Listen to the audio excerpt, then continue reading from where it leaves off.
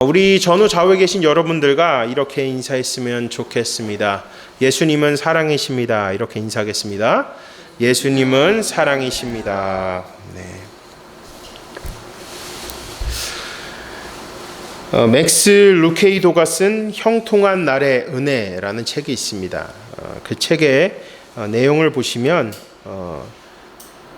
이렇게 나와 있습니다. 함께 이 내용을 여러분과 함께 나누고자 합니다. 가장 강력한 삶은 가장 단순한 삶입니다. 가장 강력한 삶은 어디로 가는지 아는 삶이며 힘의 근원이 어딘지를 아는 삶이고 혼란스러움과 무계획함과 성급함을 멀리하는 삶입니다. 바쁜 것은 죄가 아닙니다. 예수님도 바쁘셨습니다. 바울도 그랬습니다. 베드로도 분주했습니다.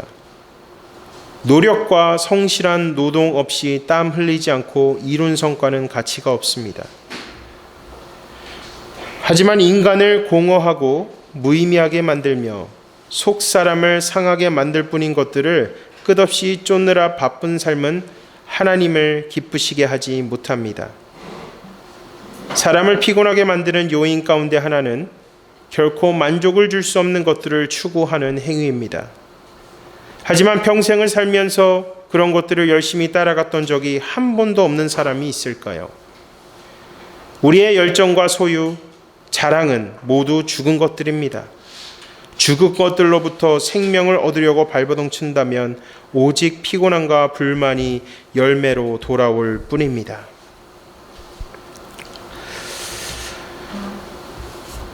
저와 여러분도 하루하루의 삶이 매일 분주하고 바쁘실 것입니다.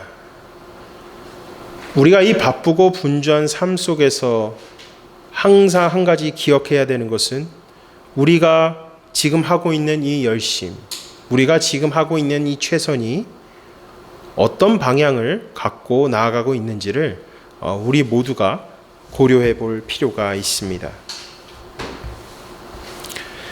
오늘 본문 말씀은 예수님께서 마르다와 마리아 집에 예루살렘에 가시던 길, 그 중에 도중에 베다니에서 살고 있는 마르다의 집에 들어가십니다. 들어가시면서 오늘 말씀이 시작되고 있습니다.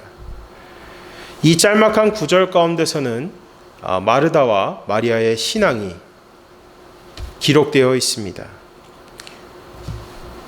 당시 마르다는 집에 큰 어른이었음을 우리가 알 수 있습니다. 그 집의 주인이었음을 우리가 알 수 있습니다. 그리고 마리아가 동생이고 예수님께서 친구라 칭했던 나사로도 마르다의 동생이었습니다. 네, 예수님께서 이 무리들과 함께 예루살렘으로 가시던 중에 베다니의 마르다 집에 방문하게 됩니다. 마르다는 예수님을 영접하기 위해서 최고의 음식을 계속 만들게 됩니다. 예수님만 오신 것이 아니라 그 무리들도 대접해야 됐기 때문에 마르다는 심히 분주했을 것입니다. 심히 바빴을 것입니다. 그렇게 혼자 모든 일을 하던 와중에 마르다는 옆에서 자신을 도와주지 않는 마리아로 인해서 불평을 하게 됩니다. 그리고 반면에 마리아는 예수님께서 오셨을 때에 예수님의 발치에 앉아 예수님의 말씀을 들었다고 기록되어 있습니다.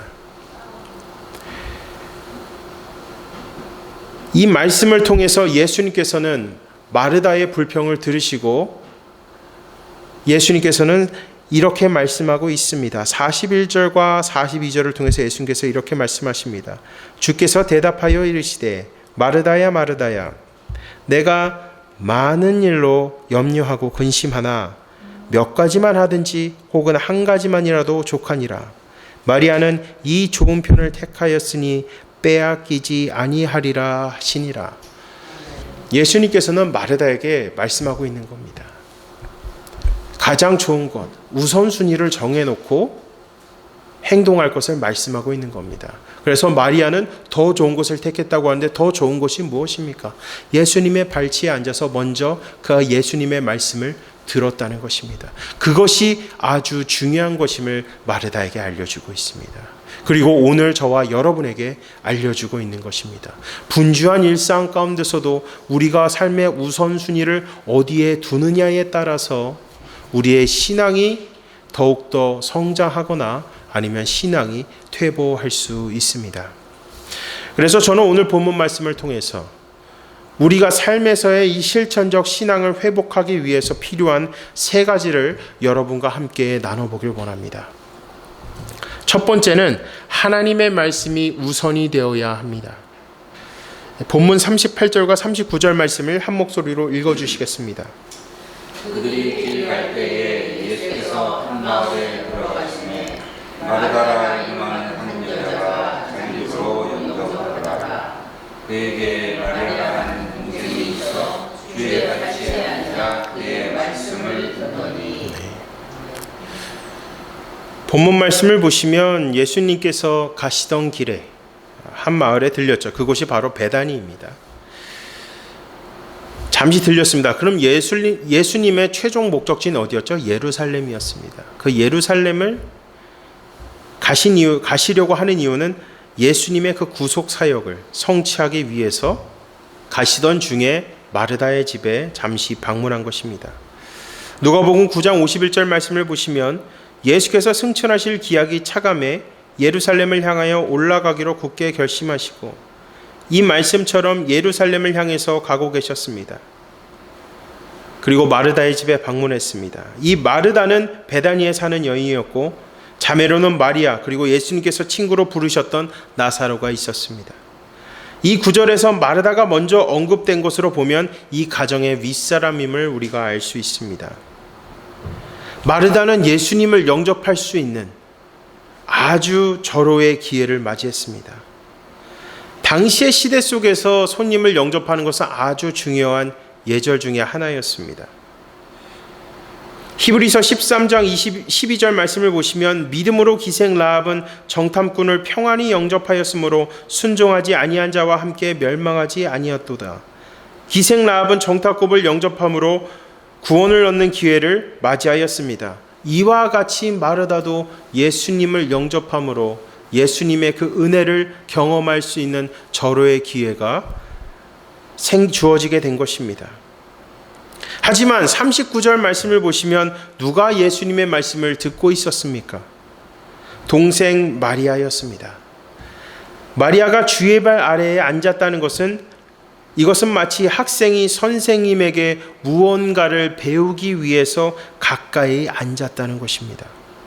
그만큼 예수님의 말씀을 듣고자 하는 열심을 마리아가 가지고 있었음을 우리가 알 수 있습니다.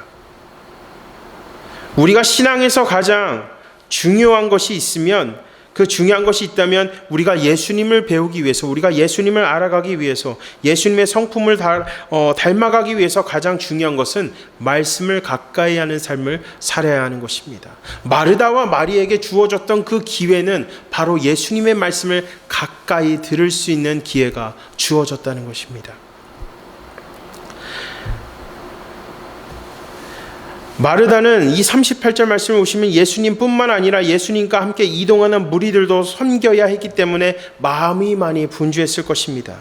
마르다의 모습을 우리의 삶 속에 적용해 본다면 우리도 분주하고 바쁜 나머지 하나님의 말씀을 소홀히 할 때가 있습니다.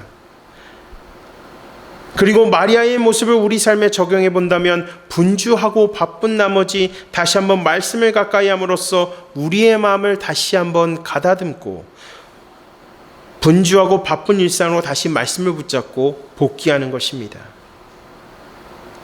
여기서 우리는 아무리 우리가 분주하고 바쁘더라도 잠시라도 시간을 만들어서 말씀을 가까이 할 수 있어야 합니다. 제가 지난 새벽 기도에서도 말씀드렸듯이 말씀과 기도로 하루를 먼저 시작하는 것도 아주 중요하지만 거기서 한 발짝 더 나아가서 분주한 일생을 보내고 있는 중간 시점에도 다시 한번 우리의 이 거친 숨을 고르고 다시 한번 말씀으로 평안함을 잡고 일상으로 복귀할 수 있어야 합니다. 이것이 마리아가 예수님 발치에 앉아서 말씀에 귀를 기울인 것과 똑같은 것입니다. 사랑하는 성도 여러분, 실천적 신앙이라는 것은 삶 속에서 지속적으로 이루어져야 합니다. 분주한 일상 가운데서, 바쁜 일상 가운데서 이루어져야 합니다. 왜냐하면 우리의 은혜가 메말라가지 않게 하기 위해서. 마르다의 모습을 우리가 42절 계속 쭉 살펴보겠지만 아마도 제가 짐작하기에는 마르다는 그 안에 은혜가 조금씩 메말라 있었을 것입니다. 말씀으로 하나님의 은혜를 채울 때 우리가 이 분주한 일상을 이겨낼 수 있음을 믿으시기 바랍니다. 말씀의 은혜가 있을 때 우리가 이 바쁜 일상도 평안하게 극복할 줄로 믿으시기 바랍니다. 새롭게 시작하는 한 주 하나님의 말씀을 마리아와 같이 열심을 내어 가까이 하시기를 주님의 이름으로 간절히 축원합니다. 우리가 실천적 신앙을 회복하기 위해서 먼저 하나님의 말씀을 우선시해야 됩니다. 마르다와 마리아의 모습을 보면서 마리아는 이 실천적인 삶에 그 신앙이 있었죠. 우리가 이 마르다의 모습을 우리가 본받아야 되는 것입니다. 그리고 두 번째, 열심의 목적이 있어야 합니다. 본문 40절을 읽어주시겠습니다. 마르다는 준비한 일이 많아 마음이 무료하니까 예수께 나아가 이르되 주여 내 등이 나 혼자 일하게 된 것을 생각하지 아니하시나이까 그를 명하사 나를 도와주라. 네, 여기서 이제 마르다의 불평이 터져 나오죠. 분주하니까 도와주는 사람이 없으니까. 마르다는 예수님뿐만 아니라 그 손님들도 함께 대접해야 했습니다. 맛있는 그 식사를 대접해야 한다는 부담감이 마르다에게는 아마도 컸을 것입니다. 이 본문의 분주하다는 헬라어 단어를 살펴보니까 마르다의 마음이 분주함으로 인해서 부담감을 갖고 있음을 우리에게 알려줍니다. 즐거움으로 감사의 마음으로 준비해야 되지만 자신을 도와주지 않고 예수님의 말씀에만 귀 기울인 마리아의 모습에 불만을 나타내는 것입니다. 그리고 마르다는 아마도 이 불만을 예수님께 고하면 예수님께서 마리아를 마르다에게 보내주실 거라고 생각했던 것 같습니다. 근데 여러분, 이 마르다의 모습을 보면서 우리가 한 가지 우리가 아마 공감하는 것이 있을 것입니다. 이 섬김에도 질서가 있다는 것입니다. 여러분, 우리가 교회에서도 이 섬김의 질서가 있어요. 어떤 질서냐? 우리가 봉사하고 섬기는 자리에 가기 전에 앞서서 우리가 제일 먼저 뭘 하죠? 제일 먼저 뭘 합니까? 예배를 드리죠. 예배를 먼저 드려야 섬길 수 있는 거예요. 근데 마르다의 우선순위가 바뀐 것을 볼 수가 있습니다.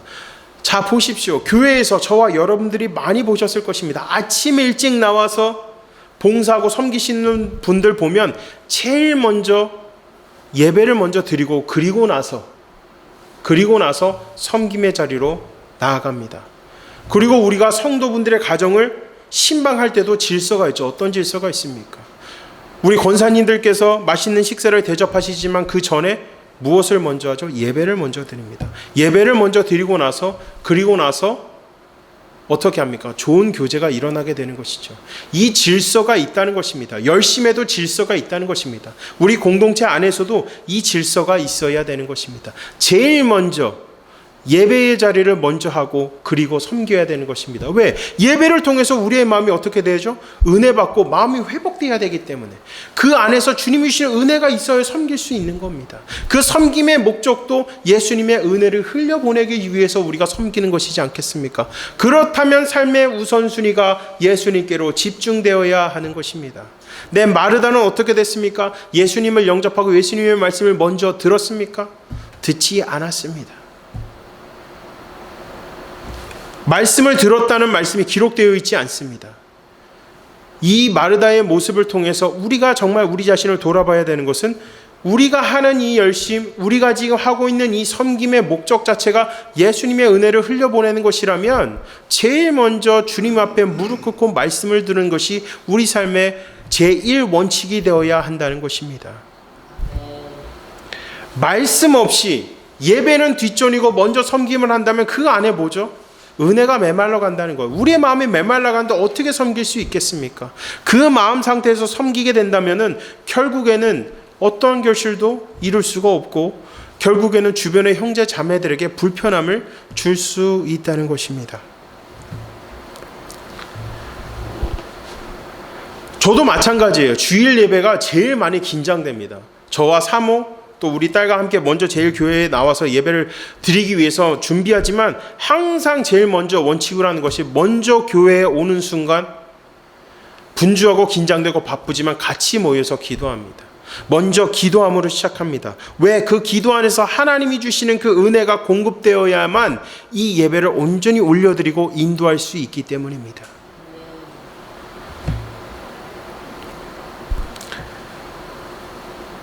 그런데 우리가 기도로 준비하지 않고 바로 섬김의 자리로 가면 상황이 꼬이게 되고 더욱 분주함과 동시에 은혜와 감사가 아예 없어집니다.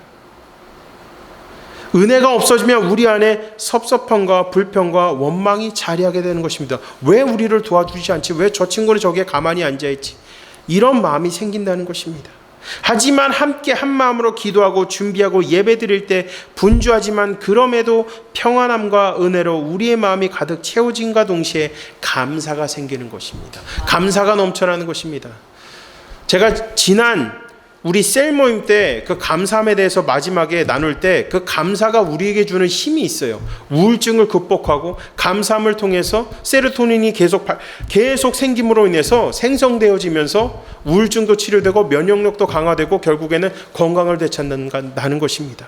그 안에 감사가 임한다는 것이에요. 말씀과 기도가 임할 때 우리의 열심의 목적인 예수 그리스도의 은혜를 흘려보낼 수 있다는 것입니다. 하지만 이 질서가 흔들리고 우선순위가 흔들릴 때는 우리 안에 감사가 넘쳐나지 않습니다. 원망과 불평이 생기게 된다는 것입니다.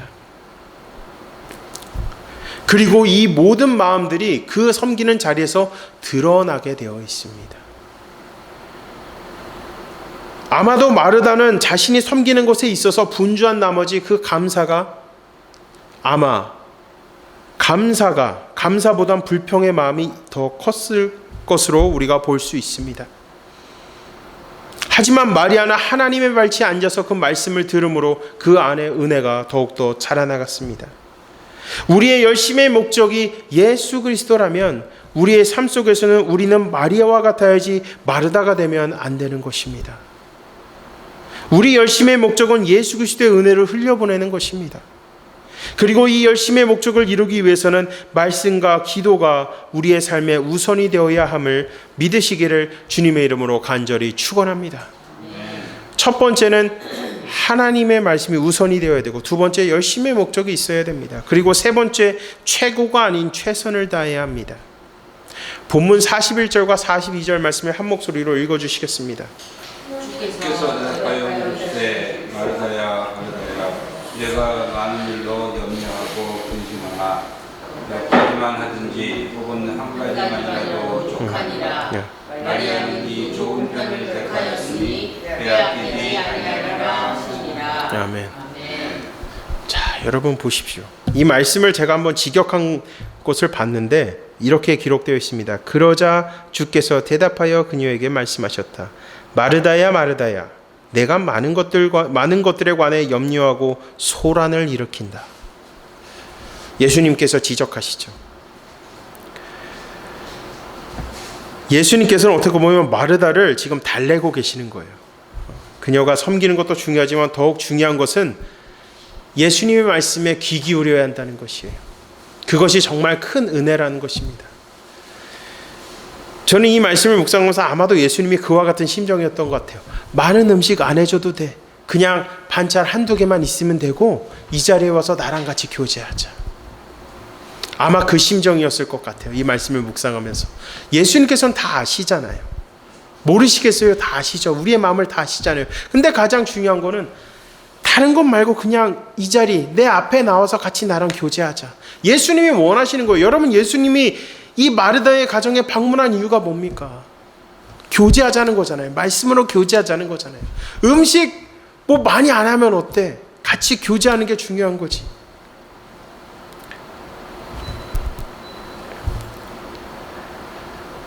근데 마르다는 아마도 집을 대표하고 있었기 때문에 예수님의 칭찬을 듣기 위해서 최고의 음식을 그리고 최고의 대접을 하기 위해서 많이 노력했을 것입니다. 근데 마르다가 한 가지 간과인 것이 있다면 예수님께서 어떤 모습을 기뻐하시는지를 놓쳤던 것 같아요. 그래서 이 마르다의 모습을 보면서 우리가 다시 한번 또 생각해야 되는 건 신앙 그리고 예수님 향한 믿음은 단순해야 된다는 것입니다. 너무 마르다는 복잡하게 생각했어요. 수학 공식처럼 생각한 것 같아요. 근데 예수님께서 원하신 건 단순한 믿음이라는 것입니다. 신앙은 최고일 수는 없습니다. 하지만 신앙은 최선을 다해야 됩니다. 이 최선이라는 것은 우리가 할 수 있는 이 능력 안에서, 우리가 감당할 수 있는 범위 안에서 주님을 예배 드리고 섬기는 것입니다. 마르다는 최고를 원했고 마리아는 최선을 원했습니다. 주님께서는 아십니다. 우리의 역량과 범위를. 하지만 주님께서 가장 중요하게 보시는 것은 주님을 향한 마음의 열심입니다. 우리가 사는 일상이 분주하고 바쁩니다. 이 분주함과 바쁨 가운데서 우리의 마음의 안정과 안식을 누리기 위해서는 마리아와 같이 좋은 것을 먼저 선택해야 됩니다. 이 좋은 것을 선택한다는 것은 주님과의 교제를 시간 날 때마다 해야 하는 것입니다. 우리 예수님께서는 초월적인 능력을 갖고 계십니다. 하물며 배고픔도 해결하시지 못하겠습니까? 오병이의 기적을 베푸신 우리 예수님께서, 전능하신 예수님께서 그 배고픔조차도 해결하지 못하시겠습니까? 예수님께서 가장 원하시는 것은 예수님과의 참된 교제를 통해서 예수님께서 가신 그 길을, 좁은 길을 걸어가는 제자로서 살아가기를 원하시는 것이었고, 마리아는 먼저 예수님이 오시자마자 하나님 앞에, 주님 앞에 나와서 교제한 것입니다. 마르다와 같이 섬기는 것이 우선이 아니라 마리아와 같이 말씀을 우선시함으로 최고가 아니라 최선을 다해서 예수님의 은혜를 드러내는 제자로서의 인생을 예수님께서 우리에게 원하신다는 것입니다. 며칠 전 제가 지방회에 참석했습니다. 지방회에서 목사님께서 설교하신 내용 중에 한 가지가 제 마음을 많이 울렸습니다. 많이 울컥하긴 했는데 이렇게 말씀하십니다. 우리가 목회를 성공하고 실패하고의 중요한 것이 아니라 주님께서 다시 오셨을 때, 주님께서 다시 오셨을 때 수고했다 나의 종아, 이 얘기를 들어야 한다는 것을 우리에게 말씀하셨습니다. 수십 년간, 30년간의 그 목회를 하신 선배 목사님께서 이 길을 가고 있는 우리에게 주는 메시지는 복잡하게 믿지 말고 단순하게 예수님을 믿고 최선을 다해서 묵묵히 그 길을 걸어가는 것입니다. 저와 우리 성도들도 그와 같아야 되는 것입니다. 있는 자리 가운데서 최선을 다하며 주님 다시 오셨을 때 수고했다 나의 백성아, 수고했다 나의 종아. 그 말씀이 저에게 많이 좀 격려가 되었고 순간 울컥했습니다. 저는 그 설교를 들으면서 저도, 그리고 여러분도 때로는 마르다와 같지 않았을까요? 마리아보단 마르다와 같지 않았을까요? 저도 마찬가지예요. 목회하면서 때로는 마르다처럼 막 우선순위가 흔들려서 사역할 때가 있었습니다. 많았습니다. 많은 시행착오를 겪으면서. 하지만 그것이 우선이 아니라는 것을 점점 사역하면서 몸으로, 그리고 삶의 경험 가운데서 계속 경험하게 됩니다. 우리가 마리아와 같은 신앙을 갖고 살면 수고했다 나의 종아, 나의 제자야라는 말씀을 들을 수 있다고 저는 믿습니다. 사랑하는 성도 여러분, 우리는 오늘 본문 말씀을 통해서 마르다 말고 마리아가 되어야 합니다. 분주한 일상 가운데서, 바쁜 일상 가운데서도 시간을 내서 주님과 교제하시기 바랍니다. 주님과 어디서든, 언제 어디서든지 여러분이 가는 그곳마다 숨기도로 올려드리십시오. 눈 감고 잠시 한 5분이라도 시간 내서 기도하십시오. 시간 내서 기도하며 그 안에서 다시 한번 주님과 교제를 통해서, 그 안에서 주시는 은혜를 통해서 최고가 아니라 최선의 삶을 살며 주님의 은혜를 드러내시기를 주님의 이름으로 간절히 축원합니다. 이 시간 우리가 같이 기도했으면 좋겠습니다.